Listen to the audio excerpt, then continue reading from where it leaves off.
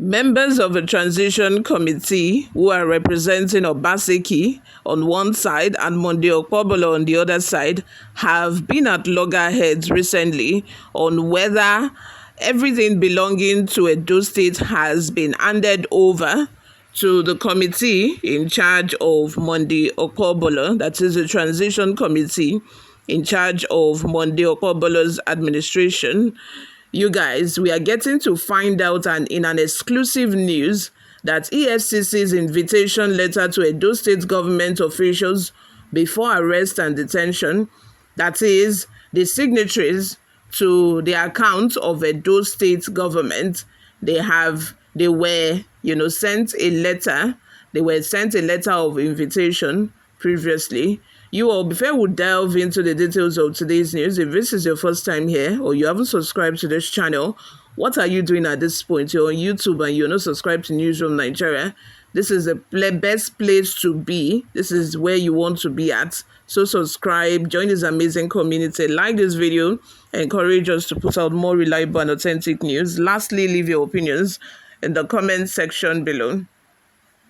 The letter showing the invitation of the officials of the Edo State government by the Economic and Financial Crimes Commission, EFCC, before the arrest and detention has emerged.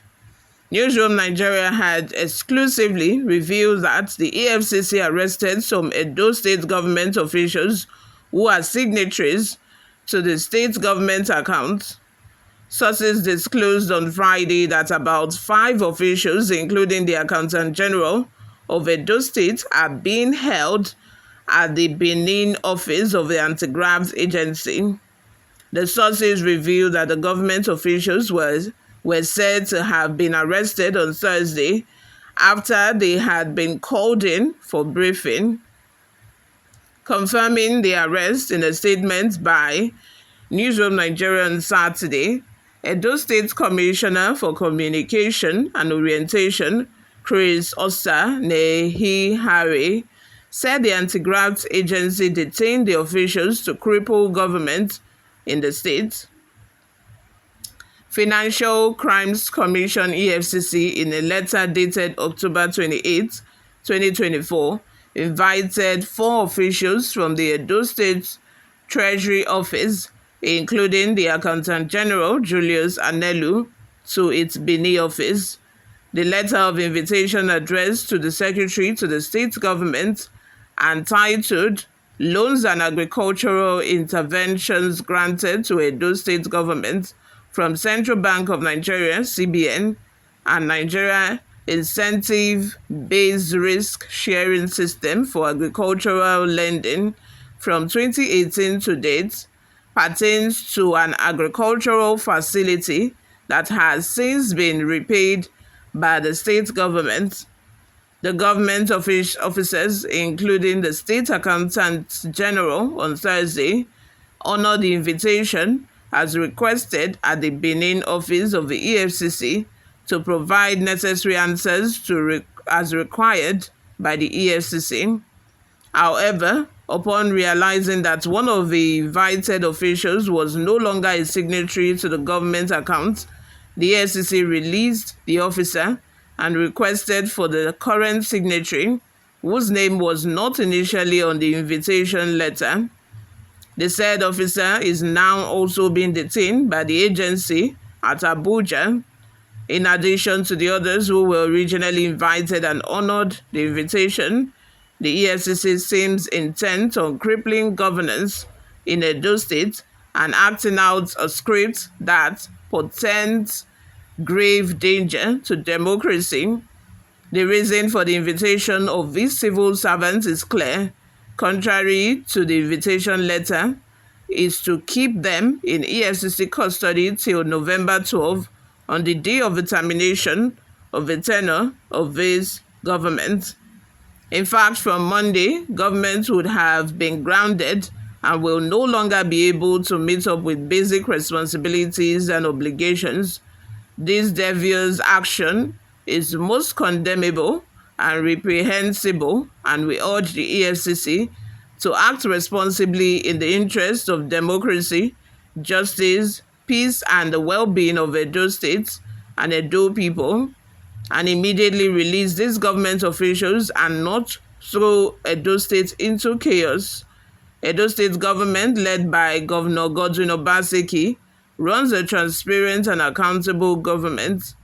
This government runs until November 12th, 2024. Unconstitutional actions should not be done to hinder its operations. Only God knows why these signatories to the Edo State government accounts have been detained. You can imagine. It's two things. It's either that this is actually a ploy, according to the report, that to keep them in government custody in order to ground government activities. You know that, during the last weeks or the last few days of government in office, what most people do before they leave the office finally is to look for whatever they can loot to carry. That is just the plain truth. That is what usually happens. People are usually looking to loot. People will carry chair, everything, because they believe it's for the government. They believe it's for the government. When the next administration comes in, they start to buy chair. They start to buy the littlest things that they don't even need to buy that was previously in the government house. But because some certain people have looted it, maybe EFCC knows that this set of people, they are signatories to the government account. They can do and undo. They can decide to start, sharing the rest of the money in the government account amongst themselves. Who knows? Because they are signatories to the account.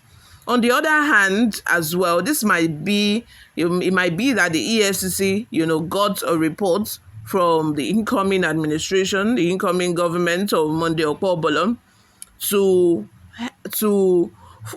help detain these people so that such thing would not happen. They would not, start spending on things they are not supposed to spend on. And at the end of the day, there will not be any money left in the government account and everything would have been squandered.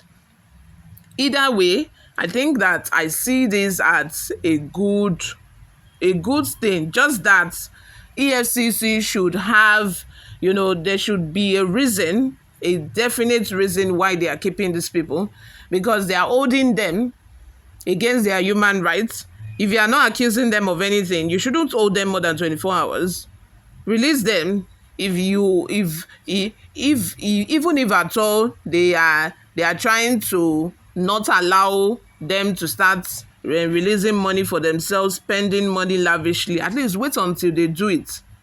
Wait until they actually do it, and then by the end of this administration, you can now show them your workings, your evidence, and say, okay, this is what you did, and now we are holding you or we are charging you to court. That should be the situation of things, not the other way around where you just be detained for no just reason. You are not being held for committing any crime. But because the APC said so, you are being held just based off of that. That shouldn't be the situation in this democratic regime that we are in. You all, let me have your thoughts and opinions in the comment section. Thank you very much for always listening and watching. I will see you in my next video. Bye for now.